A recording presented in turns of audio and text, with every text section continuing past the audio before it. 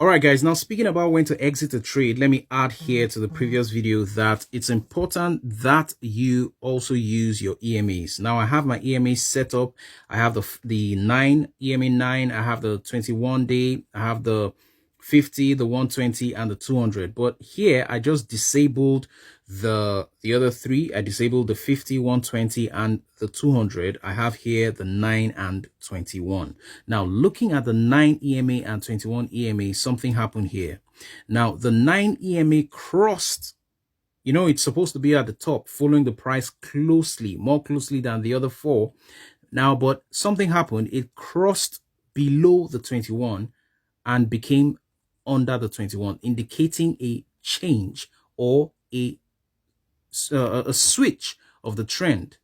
So there's now a divergence that has happened as a result of this dip, and the EMA indicated at this point. So sometimes you just have to wait for the EMA 9, that's the smallest value EMA, to go below the next value to indicate that it's time to leave that trade or the trend has changed. Now that's exactly what happened here also in the, or a similar thing happened here on the MACD. That's the moving average divergence, convergence divergence. Now see what happened.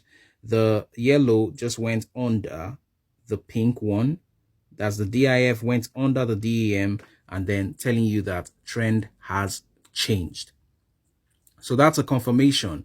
Looking at your RSI was 92 at that point, reaching 1.7. And then the MACD, the moving averages, EMAs showed you that there was a switch, a change in the trend, and then the MACD also showed you that.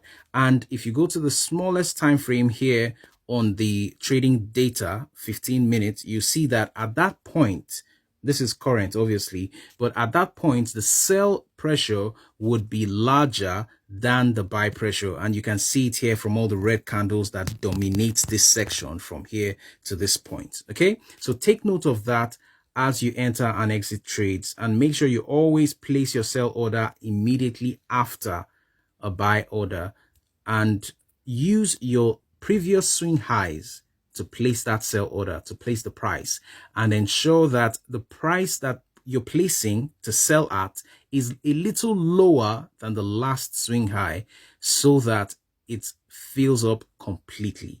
Okay, so for instance, if it was 1.75, placing your sell order at 1.7 is fine. If it was 1.7 here, placing it at around 1.6 or 1.65, like here, you can see the next one was now 1.64. So that's an example of, you know, just looking for a way to, like, you know, balance things out and taking wise decisions so that your orders are filled out. All right.